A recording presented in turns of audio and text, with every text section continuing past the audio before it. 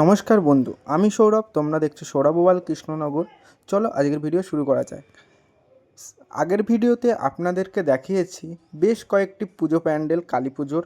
এখন আমরা বর্তমানে যেখানে দাঁড়িয়ে আছি, মোংলা মাঠ, যেটা হচ্ছে সবচেয়ে বড় প্যান্ডেল, তার আগে নিচের পাড়া বলে একটা আছে, সেই পাড়ায়। এখানে পুজো প্যান্ডেল কিন্তু ভালো হয়। এখানে কিন্তু 3 ধর্মের মানুষ এখানে পুজোটা করে। চলুন ভেতরে গিয়ে দেখি কতটা প্রস্তুত।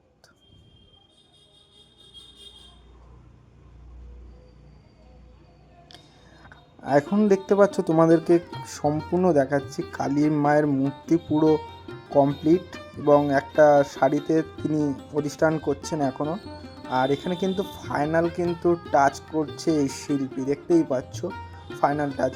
এখানে মহাদেবের সুন্দর চোখ থেকে শুরু করে ডিটেলস সব কিছু কিন্তু ভালো হয়েছে।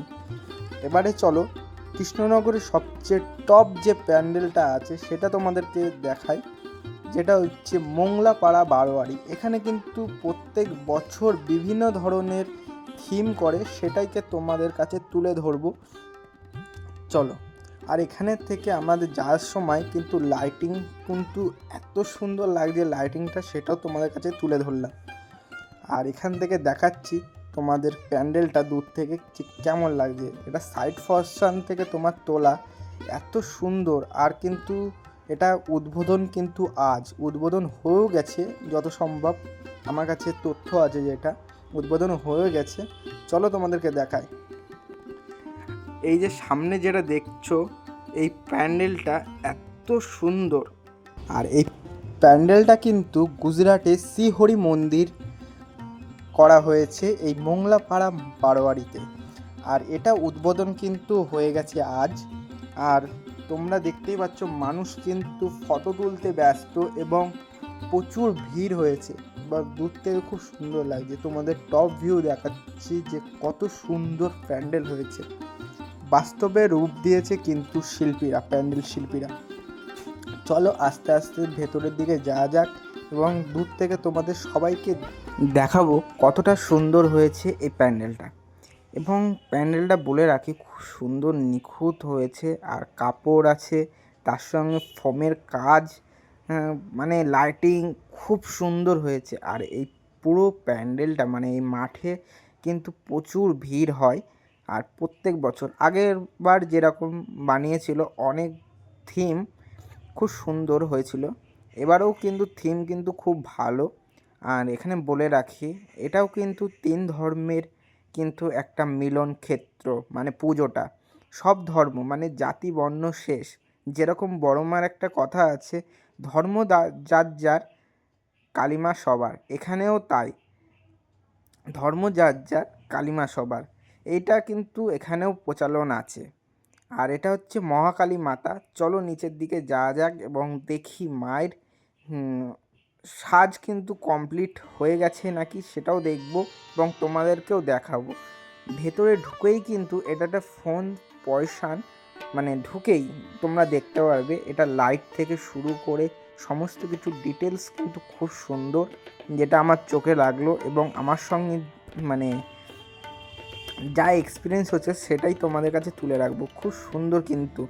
আর বলে রাখি, কৃষ্ণনগর মানেই হচ্ছে কিন্তু উৎসব। সামনেই কিন্তু জগদ্ধাত্রী পুজো, সেখানেও কিন্তু প্রচুর প্যান্ডেল তোমরা দেখতে পারবে।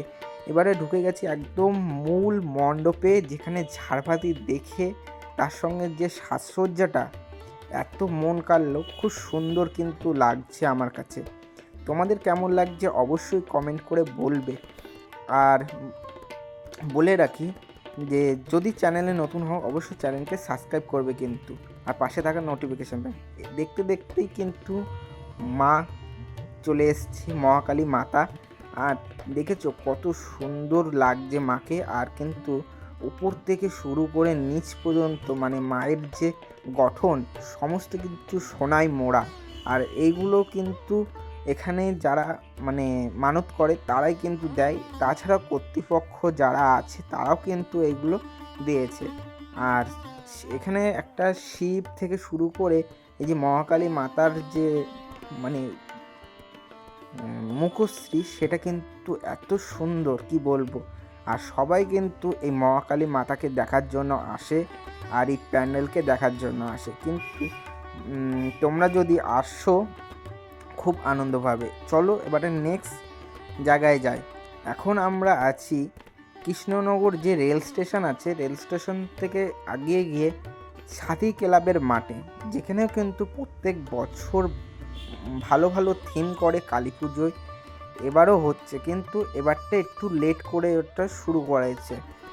প্যান্ডেলটা কিন্তু এখনও কমপ্লিট হয়নি, কেবল শুরু মানে কমপ্লিট হয়ে যাবে রবিবারের মধ্যে। আর চলো মায়ের কিন্তু চক্ষুদানও হচ্ছে, সেটাও তোমাদের কিন্তু দেখাবো।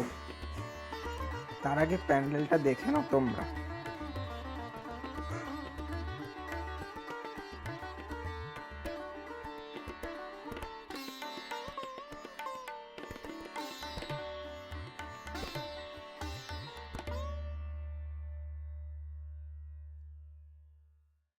তো তোমাদের যেরকম বললাম, যে মায়ের চক্ষুদান শুরু হচ্ছে, দেখেন শিল্পী চক্ষুদান করছে কিন্তু খুব সুন্দরভাবে, একদম ডিটেলস থেকে শুরু করে সমস্ত কিছু ধরে ধরে সূক্ষ্মতাপূর্ণভাবে কিন্তু করছে। এরপরে তোমাদেরকে আমরা নিয়ে যাব কিন্তু পালপাড়ায়, যেখানে অরিজিনাল কালী ঠাকুর কিন্তু তৈরি হচ্ছে। দেখতেই পাচ্ছ, এইগুলো কিন্তু অর্ডার আছে। সোমবার দিন সব প্রতিমা মানে বারোয়ারিতে চলে যাবে প্রতিমাগুলো। এই দেখো শিল্পীরা কিন্তু রাত দিন জেগে কিন্তু এই পুজোর কয়টা দিন কালী ঠাকুর থেকে শুরু করে বিভিন্ন ঠাকুর তৈরি করে। তার মধ্যেও কিন্তু একটা আশঙ্কা এসেছিল এই বৃষ্টির কারণে, মানে প্রতিমাগুলো কি ডেলিভারি করতে পারবে নাকি, এই নিয়েও একটা কিন্তু ঝঞ্ঝা হয়েছিল। কিন্তু ভগবানের আশীর্বাদে এখন কিন্তু ওয়েদার কিন্তু ঠিক। আর সামনেই দেখতে পাচ্ছ একটা তারাপীঠের মা, কেমন হয়েছে তোমরা জানাবে।